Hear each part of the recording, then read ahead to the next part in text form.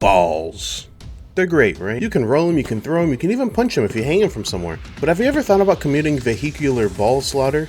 Ladies and gentlemen, welcome to Pixel Punch, but please do not intentionally run over soccer balls with your cars. I am not legally liable if anybody dies in an accident. If for whatever reason you've been living under a rock for the past, 7,000 years, let me be the one to introduce you to Rocket League.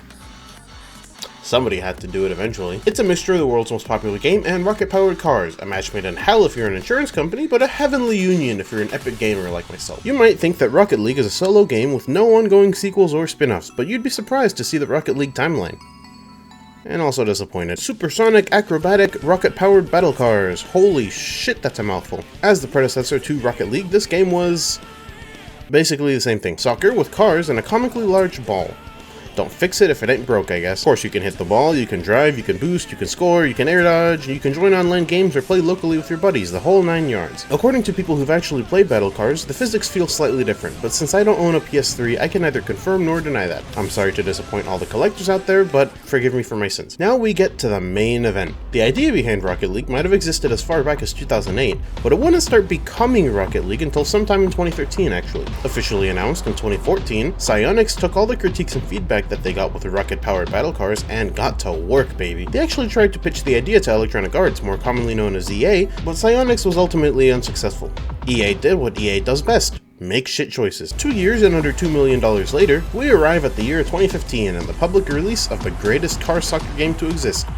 I actually think it's the only car soccer game to exist. But only for PS4 and Windows. The Xbox community has never been at a lower point. The Xbox version of Rocket League was announced to be coming at the 2015 Game Awards and ultimately arrived in February of 2016, with Mac and Linux versions coming in September of the same year. A physical version for plastic lovers like me released in July 2016, and the updates and improvements just kept coming. In 2017, the PS4 version was patched to run at 4K but offered 1080p at a smooth 60 FPS on the PS4 Pro in split screen. Later that year, Psyonix announced that they were grouping up with Tencent to release a free-to-play version of Rocket League in China. A Nintendo Switch version was announced and released. Say what you will, but a PS4 and Xbox One game that runs on the computing equivalent of French toast is always impressive. In 2019, the people who develop Unreal Engine, which Rocket League uses, announced that they had bought Psyonix and planned to add the game to the Epic Games Store by the end of the year. The Mac and Linux versions got cut off right at the start of 2020, but who cares because nobody games on Mac, and fuck Linux. Rocket League has so many DLC packs that I can't name them all or else this video would be 5 hours long. I think the most popular ones though are the licensed collaborations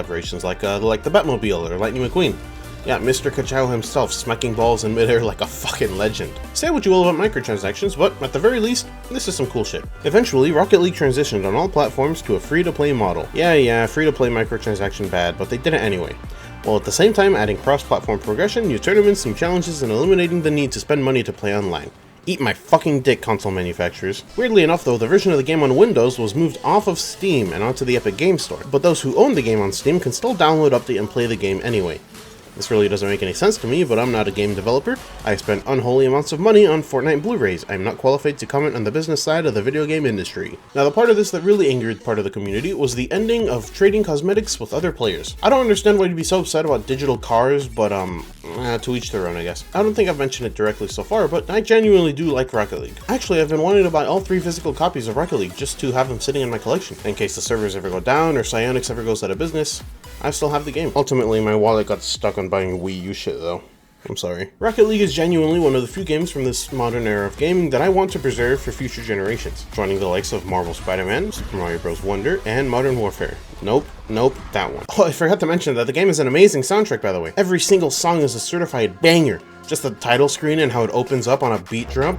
Oh, every single time it hypes me the fuck up like, yeah baby, let's play some fucking Rocket League!